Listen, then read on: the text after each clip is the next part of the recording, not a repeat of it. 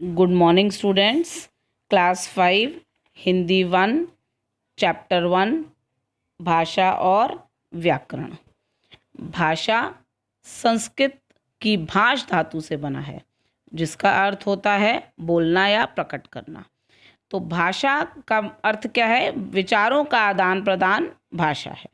जब हमें अपने मन के विचार दूसरे को व्यक्त करने होते हैं और दूसरे के विचार हम सुनते हैं, यही भाषा है। ठीक है। भाषा बोलकर और लिखकर दोनों तरीके से व्यक्त की जा सकती है। भावों और विचारों के आदान प्रदान के माध्यम को ही भाषा कहते हैं। भाषा के दो रूप हैं, मौखिक रूप और लिखित रूप। दिए हुए हैं बुक में पेज 5 में भाषा के रूप, मौखिक रूप और लिखित रूप। अब आप टर्न करिए पेज 6 में। पहले आएगा भाषा का मौखिक रूप। जब हम बोलकर अपने विचार प्रकट करते हैं और दूसरा व्यक्ति उसे सुनकर उसे ग्रहण करता है, ये भाषा का मौखिक रूप है। यह भाषा का मूल प्रारंभिक रूप है। बच्चा लिखने से पहले ही अपनी मातृभाषा का प्रारंभिक रूप सीख जाता है। लिखना तो बच्चा स्कूल जाएगा तभी सीखेगा, मगर बच्चा उससे पहले ही अपनी मातृभाषा, प्रारंभिक भाषा होती है, वो सीख जाता है। वह बोलने और समझने लगता है।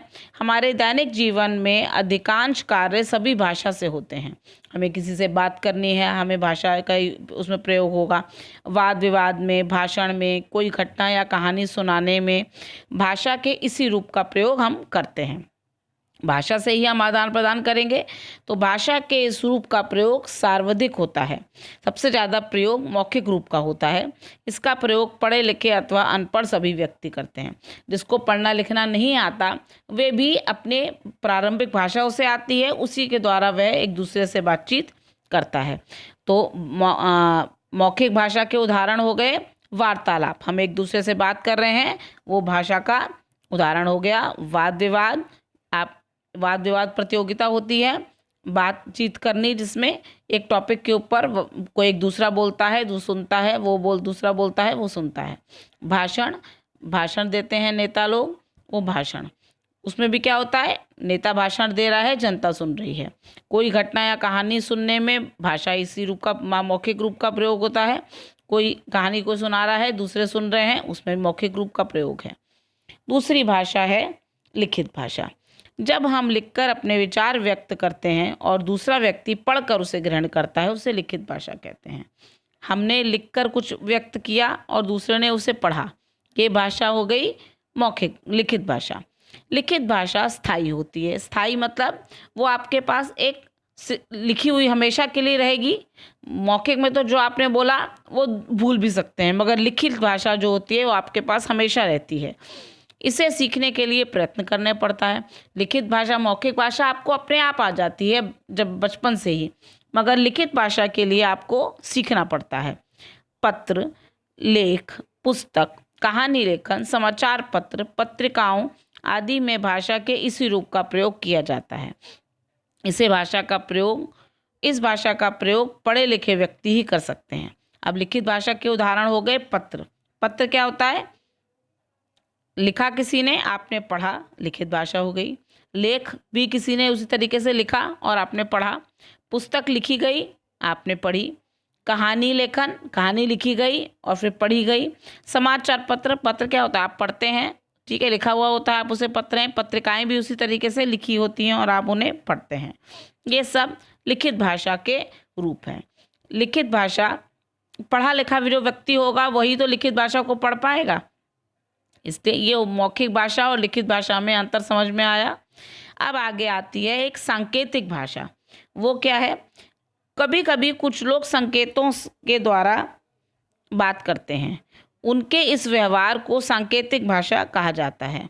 इस भाषा का प्रयोग प्राय मूक बधिर लोग द्वारा गोपनीय स्थितियों और युद्ध स्थलों में किया जाता है। मूक बधिर मतलब जो लोग बोल नहीं सकते, उनके लिए ये सांकेतिक मीन्स इशारों से भाषा, उसका प्रयोग इसमें किया जाता है। जो व्यक्ति बोल नहीं सकता या किसी को गोपनीय कोई सीक्रेट बात बतानी है, तब इस भाषा का प्रयोग होता है। अब नेक्स्ट देखिए भाषा और बोली। भाषा का एक मौखिक रूप बोली कहलाता है। भाषा जब किसी बड़े भूभाग्य में बोली जाने लगती है, क्षेत्र में जैसे कोई भाषा बोली जाती है तो वो उस क्षेत्र की बोली कहलाती है। कोई भी बोली विकसित होकर साहित्य की भाषा बन जाती है। आज जो हिंदी हम बोलते हैं या लिखते हैं वह खड़ी बोली है। इससे पूर्व अवधि, ब्रज, मैथिली आदि बोलियां भी साहित्यिक भाषा के पद पर आसीन हो चुकी हैं। भारत में पहले 18 भाषाओं को मान्यता मिली थी।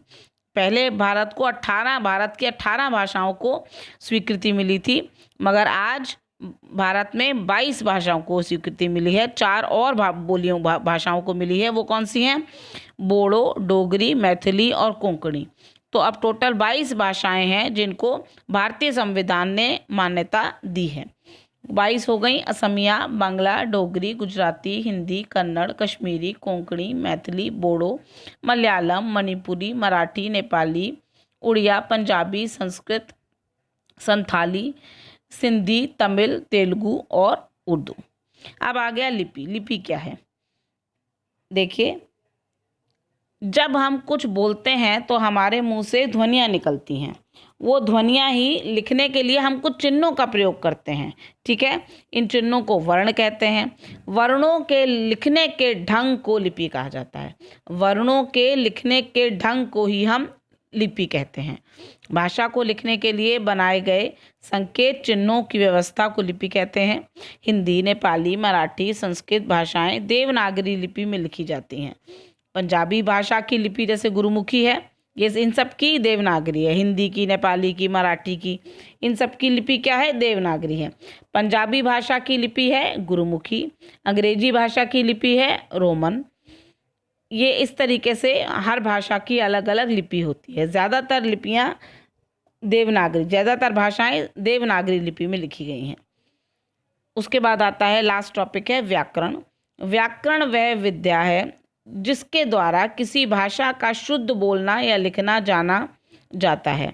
भाषा शुद्ध रूप से लिखना या बोलना ही व्याकरण है। भाषा की व्यवस्था को बनाए रखने का काम व्याकरण करता है। व्याकरण भाषा के शुद्ध एवं अशुद्ध प्रयोगों पर ध्यान देता है। प्रत्येक भाषा के अपने नियम होते हैं। व्याकरण के माध्यम से भाषा के उन्हीं नियमों का ज्ञान होता है। इस प्रकार हम कह सकते हैं कि भाषा के शुद्ध रूप का ज्ञान कराने वाले शास्त्र को ही व्याकरण कहते हैं।